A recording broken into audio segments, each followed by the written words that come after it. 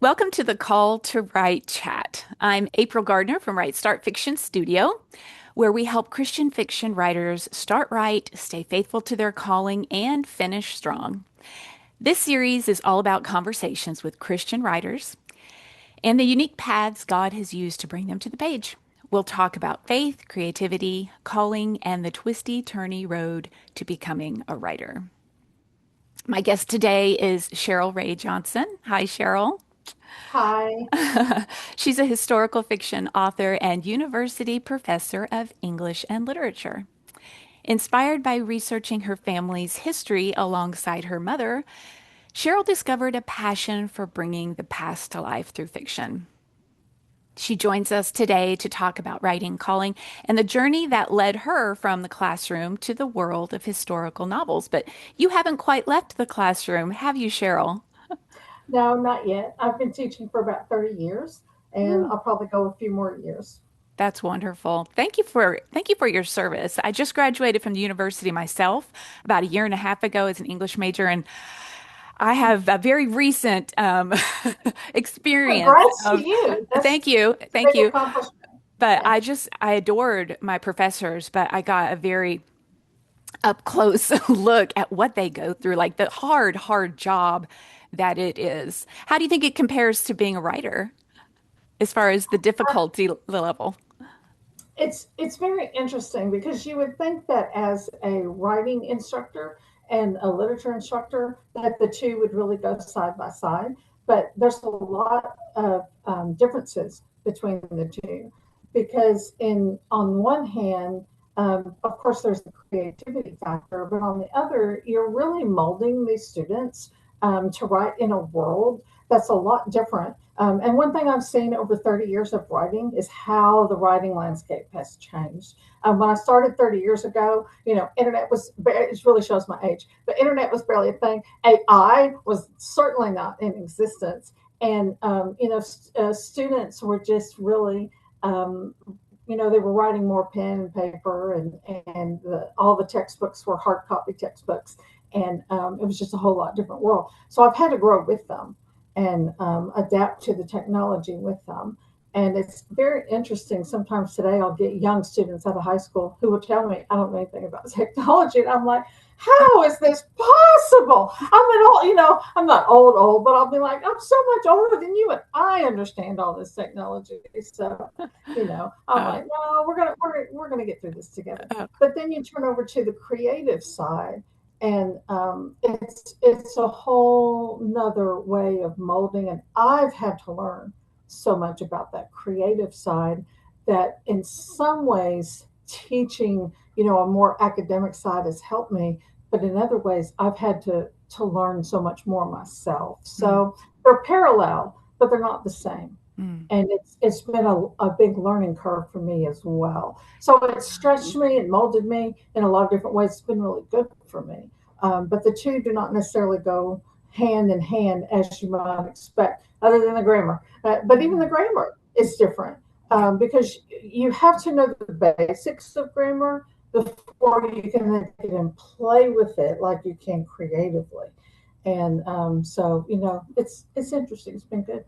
Yeah, there's that is so fascinating to me that even as a professor of so many years, I mean, you've got the top level of education in English and in writing and in literature, and even you are saying that coming into this was a learning curve, and that is really encouraging. It's fascinating to me, but it is so encouraging to Yeah. me, and I'm sure to many who are listening, that when you're just starting out, education in creative writing, a lot of it comes from just getting in the trenches and writing and Yes. rewriting Yes. and getting critique back and learning the ins and outs of characterization and being taught and getting the academic knowledge is so much different than putting it on the page. And so it's accessible to so many people, to everyone really who really wants to give it a go. Would you say, Right. because now you have you're a university professor, and I think it's state university. It is. It's Yeah, a it is. state. Okay. So I know you're probably limited in what you can say there as far as your faith. And you aren't necessarily in your Christian fiction. I would hope that you feel the freedom to give the gospel or some whatever faith message God puts on your heart. So talk to us about how God has influenced that and and what it feels like to have those doors wide open for you in Christian fiction. Yeah, I mean, right. Now, in my Christian fiction, I am certainly free to, write and say whatever I want to. And I would never separate my faith out from my Christian fiction. And at where I teach at Lamar, it is all very clear. They all really understand how I feel. And I have never run into any problems Wonderful. with my faith being an aspect. It is very obvious how I feel about my faith and that type of thing. But when it comes to actually my books and my writing, I'm not going to say that with my the way that I write that every other sentence is a prayer or a beating over the head. I've even had someone who offered a critique on it, and to me, I was glad about this. They said that it was very sound biblically, but someone who was not a Christian could read it and not feel like they were being beaten over the head. And that's really what I want. I want someone to read it and not feel like they're just having someone jam Christianity down their throat. But when they walk away from it, understand that it is a Christian novel and that they do understand, this is my belief Mhm. system in it. And I think that's what is coming across when they read it. Now, I'm still new at writing historical fiction. I'm on my first series. And so, it's not like I have this string of novels behind me. And so I'm still playing with, there's different amounts in different books. So those are still things that I'm working with and tweaking and learning and those type of things. But and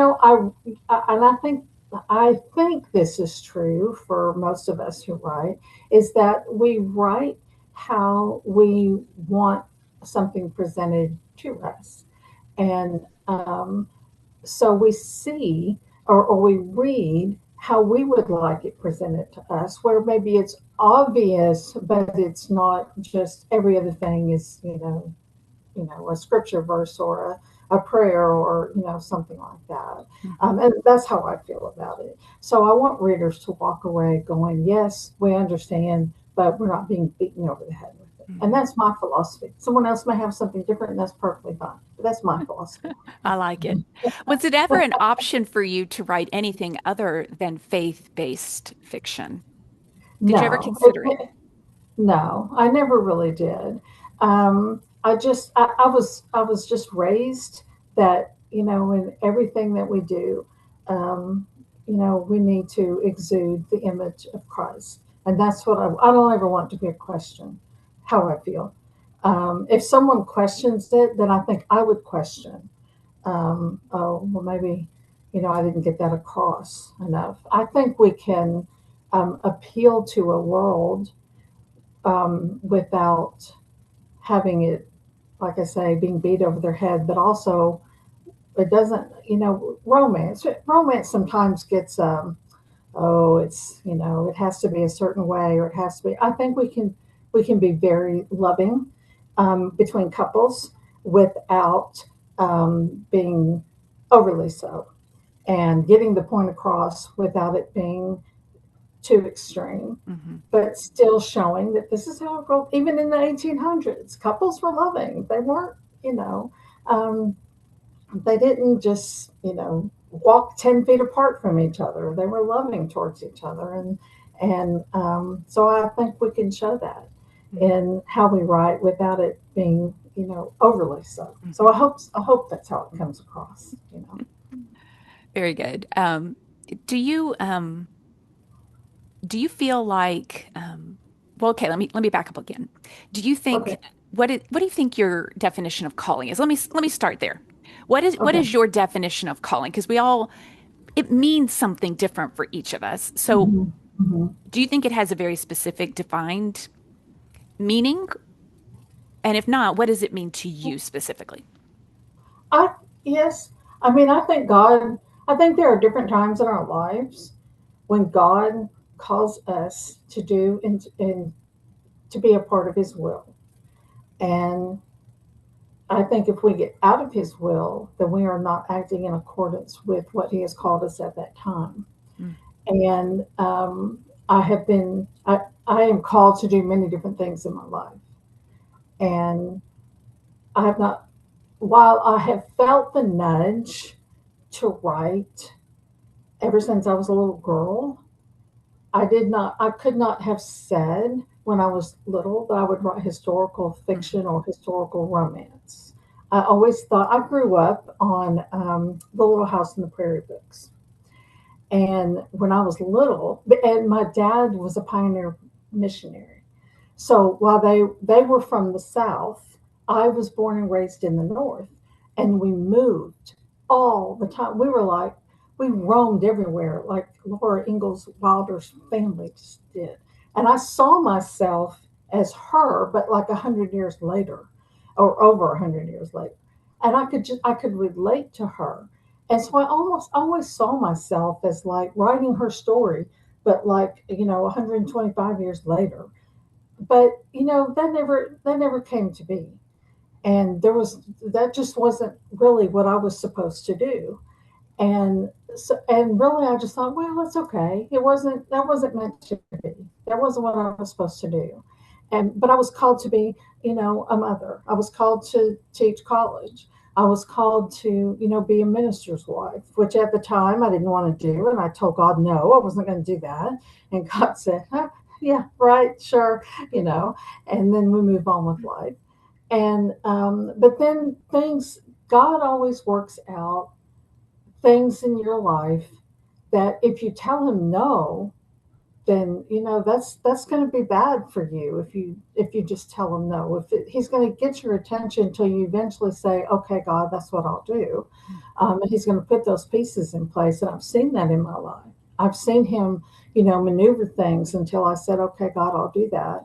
Um, or I've tried to maneuver things where I wanted them done, and God has said, "Oh, no, that's not what we're going to do." And He's removed those things from me until I got where I was supposed to be, and so eventually things move in place, and and they get where they're supposed to be, and so I think that. April, I may have even lost track of what your initial question was. We just If you got had a off it. definition of calling. I think I think if we just really, and I'm not saying I've always been in God's will. He knows that I have not been, but I think if we stay attuned to Him and we ask Him to show us, I think it will eventually come to light. And as far as the writing call goes, for me, that started really about 10 years ago when I really thought, okay, now I'm getting where I thought I will fulfill this. And this really is. And even within that 10 years, it's been this push and pull of, well, no, now I'm not going to do that anymore. But through those series of events, like I was talking about, God brought me back to it. And I said, okay, well, maybe this is. And eventually, I've just seen those pieces fall in place, and it's been quite the journey. It's been So you had amazing, really. some, To see. sorry. So you had some No, moments of doubt then along the way about your calling. I have moments of doubt right this minute. I always have moments of doubt. I think that's normal, though. I think so. Yeah, in fact, there was 2 years I didn't write at all within that 10 year. And in fact, someone asked me, "Are you going to write again?" I said, "No, I don't think so." Hmm. Um, I said, I just don't see it happening. And then 2 years later, I was suddenly just, I couldn't get it out fast enough. And, but do you want me to start at the beginning? I don't want to just monopolize. Yeah, sure, sure. Well, I told you before we started that what really started my calling was with children's books. And that started when my youngest daughter, who's now 29, she was about 15 at the time. And she she was just having some very serious issues. More so, teenagers, they always go through rough times. But when her grandfather died at 9, it from that point on, we didn't see the warning signs. And from that point on, it just got really bad for her. And because we didn't pay enough attention to the warning signs, things just got progressively worse for her. And you don't realize how death affects a child like that. And by the time she was 15, things were just almost out of control for her. And even though we had a family dog, what we did was we got her own little miniature dachshund. And I just can't even tell you what just giving her her own little piece of a little fur ball to love did for her. So this little, I mean, he was literally like this big. He comes, his miniature little long-haired dachshund comes into our world and just changes everything. And so she named him Bentley, and we just these stories about Bentley just started rolling around in my mind of, Bentley does this, Bentley does that, Bentley finds a home, Bentley, and to where I just started writing them down. And the first one, I named him Benny instead, and the first one was Benny finds a home. And, so it was like, well, what do I do with this? Well, my sister, who was writing for a Baptist Press publication, I asked her, I said, will you go with me to the conference every year that they have at in North Carolina, the Blue Ridge Mountain? So we went, and I pitched the idea to a small press there, and they picked it up because the lady liked dogs. And so I wrote that one, and I wrote a second one, and she published them for me. It was just the most wonderful thing. It was just amazing. Well, during that time, my father passed away, and my mother came to live with me. And we had some family drama and all that sometimes families have. And she lived in North Texas, and I needed to get her away from some things, and so I moved her 6 hours away. Her health was bad, but she lived with us for a year. And every afternoon, I would come home from teaching school, and we would sit down at my table, and we would go through her boxes of stuff. And I could sit here and literally just talk forever about some of they were truly miraculous questions she had that we couldn't find answers to. Would literally we'd open a folder and a picture would fall out that would seem like a message from God almost, and we'd give her the answers. Or I'd open a book and I'd say, Mom, tell me this story. And she would just recount the story to me. It was so special to me to have those times. I'm going to sit here and cry, April. I'm sorry. No. But it was just so special to have that year with her. I'm sorry. Take your time. But after she passed, I just decided, I thought, I don't know what I'm going to do with all these stories. I don't know. Is it a memoir? What is it? And nothing ever came of it. Then after about a year or so, this publishing group that I was with reached out to everyone and said, we want to write these short stories.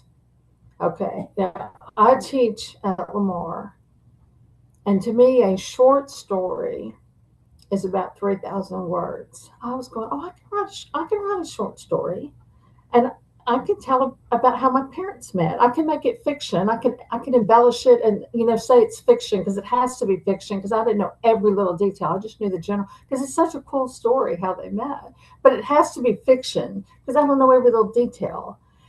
And so they called it a short story. Well, what the word I missed was novella. Okay. Novellas, as we all know, are not 3,000 words.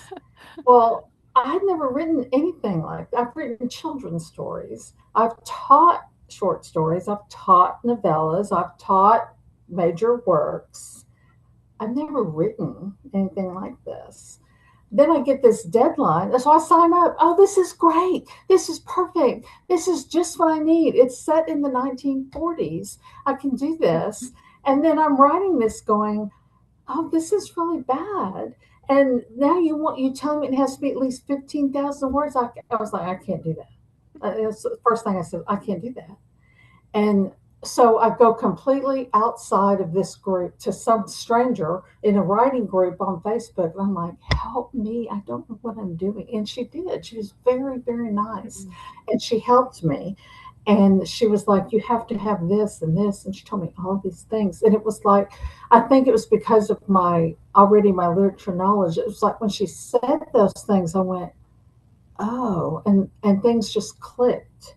So that by the time I actually had a draft, and it was a draft, and I sent it to the editor, she was like, "Oh, oh, you're good. Oh, this is very good." I was like, "Oh, okay." And then she took it further and told me other things. And so I did that. It was well received. And after that, I said, okay, well, I've done that. I'm not going to do it anymore. I don't know what else to do, so I'm not going to do it anymore. And I spent the next 2 years just doing nothing but reading historical fiction. Mm. And by the time I did that, I thought, oh, I think I might go back to this. And I might see what else I can drum up.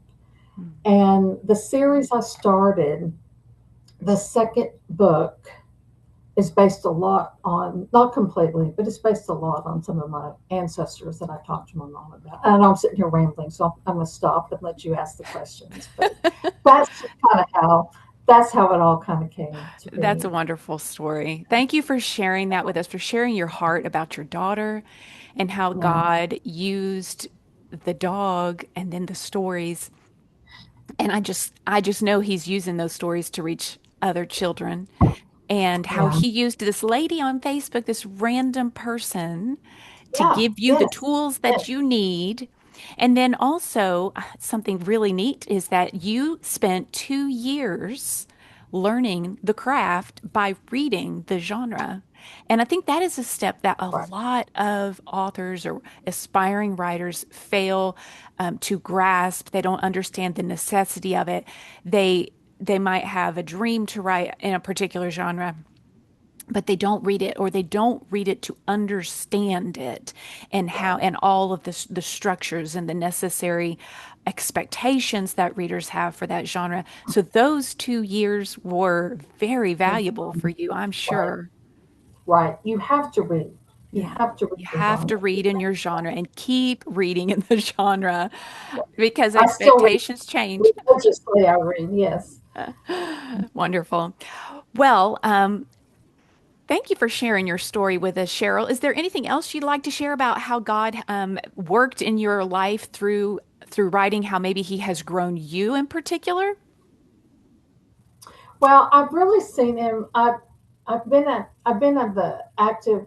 Yes, I do. I have one more thing I want to say because I think it's very unusual. Um, I I got sick. I'm not a very good person at being still and knowing God. I'm more of a, you know, get out there and do. And God has made me be still. God has sat me down and made me be still. And I think it's part of that that has Mm. enabled me to do this writing. But another thing that happened about the same time with all my sister and everything is I got very sick in a way that I thought my life was going to be changed forever. Um, but here's one thing I would always say to everyone is God uses absolutely everything in our lives to for His purpose, no matter what it is. And when I say I got very ill, I don't want anyone to think that oh, I'm dying or anything like that, because it's not that. But what He did was, I, standing in front of a classroom teaching, and all of a sudden the room just starts spinning completely out of control to where I cannot function, Mm. and I started having these extreme dizzy spells, to the point that I thought, well, my career is over. I can't drive. Everything as I know it is completely over. And over the course of the next 10 to 12 years, while that got completely under control, it did change my life drastically to where I'm not able to stand in front of a classroom anymore. I have to teach all online classes. My hearing has been completely taken away from me. I have had to have cochlear implant surgery so that if I don't have the implants in, I'm completely deaf. Mm. Um, and so it's, but what that did for me is it kept me at home more. It slowed me down considerably. And I don't hardly watch any TV. I read and I write. And, I think all of that just turned my life in a different direction. Mm. And, the that verse, we still know that I'm Oh my God. goodness. I was just about to say that verse. We say that verse a lot, We but do. the rest of that verse says, so that I will be glorified. Yeah, he will be exalted among the nations. Yeah. Yes. And we tend to leave that part off. Hmm. We tend to say, we still know that I'm God. We still know that I am God. And but the rest of that says, so that he will be Hmm. exalted among the nations and among everywhere. It Yeah, says that part twice in it that does. verse, not just once, but twice. And so that's real important. It's not just being still, it's being still for a purpose. Hmm. And, we tend to forget that. Yeah. And then another verse that's been very meaningful to me is the prayer of Jehoshaphat, and I know I don't want to take this out of context, and I don't want to put myself on the level of Jehoshaphat, but he ends that prayer by saying, "Oh God, I don't know what to do," and so really, it's just up to you what I do. And one thing I have seen over and over is that the I can write the books, I can get them out there, but marketing is horrible. I hate to market. I don't know, it's like, oh God, I don't know what to do. And in the past year, I have seen, when I have said that, I don't know what I'm going to do. I, I can't even tell you to this day how I learned about the Faith, Hope, and Love website. I don't know how I learned about it. I don't know how I joined it. I don't know how I got involved with it. But it has been the thing that has turned everything around for me. And I have no idea where it came. It just came out of the blue. There's been other things that have just popped out, Mm. and been the thing that's turned it around for me. And Wonderful. I mean, Yeah. it's been like, oh well, gee, look at that. There that is. Yeah. It's a wonderful And network. yes, it Yeah. is. And I would urge anybody that's listening to you, if they're not a member, man, they need to go join because it is a great network. Yes. Faith, But Hope, and it's Love just been Christian all Writers Group. yes, yes, yes, yes. And so all these little things just will eventually add up. But it's because God, if you allow God to pave your way and it's where Mhm. He wants you to be, He will do it for you. Yes. So, Yes, he will. you need to stand out of the way and say, God, I don't know what to do, but I know that you're in charge. And I know, and that's really what I've seen throughout our ministry at the churches, throughout our raising our kids, and throughout anything that we've attempted to do, that we have to stand back and say, God, I don't know what to do. But you are God and you're in charge and you're going to take care of it. And that's really the final, I don't know if we're at the end or not, but that's the main thought I want to leave is that let God be in charge and he will handle it. So, Oh, I love that, Cheryl. Thank you so much. Yes, when he gives us a call, he does not leave us alone to accomplish it. no. He is with us, giving us the tools, empowering us, giving us the networks. And that is Faith, Hope, and Love Christian Writers Group. And I can put the link into the show notes. It is a wonderful place to be. It's so encouraging. The spirit there is very Mm-hmm. uplifting. So, okay, Cheryl, do you have anything that you have coming out? What is your next project on the pipeline? Okay. I am just publishing it now, and then I'm also working on the fourth book in my series. But I have what I decided. This has kind of been in the back of my mind almost since I started. But my series is called the Chattanooga Hearts series. It's set in the late 1890s, and like I said, the second one, Dear Miss Keith, is based on some of my family history, telling about how they came from New York and made their way south. But going along with this series is I have a Christmas companion book, and I'm just now uploading it. But what it is, I'm so proud of this. I think it's so cute. But it covers the week of Christmas, and each chapter tells about it has a little gossip column. It has a journal with it. It has Victorian recipes, and it has scripture verses, and it kind of tells it revolves around the town of Chattanooga, and it has courtship, Victorian courtship, and it has an like an almanac. So it's kind of all set up this way to take you through the week leading up to Christmas. And so it's in hardcover only because it's meant to be like a Christmas keepsake. But it does have journal pages in there for you to write in, and so it has some of the characters in there from the Chattanooga Heart series, and so it just kind of takes you through, like I say, that week of Christmas, and little it's set up kind of newspaper styley, and it's kind of just a cute little companion that goes along with this series. Oh, that And sounds then darling. yeah, I think it's cute. I'm real proud of it. And then I'm working on the fourth book in the series, and it'll come out this November. So it's Well, called Loving Miss Lucy. congratulations. I'm sorry, I Thank you. interrupted you. Love in what? Yeah. Loving Miss Lucy. Oh, Loving Miss Lucy. Okay. All right. Yeah, So where can readers find you on the internet? On Amazon, but do you have a website they can yeah, find you at? I do. I do. And it's just simply called CherylRayJohnson.com. Oh, that's simple enough, and I'll make sure that's in the show notes too. Thank Well, you. Appreciate Cheryl, it. thanks so much for sharing your calling story with us, the story of your mother Thank you. and your daughter and your heart, your tender heart with us on that. We so appreciate getting to know you. So, I appreciate getting to know you too, April. all righty. We'll chat again soon. Okay. Thank you. Bye bye.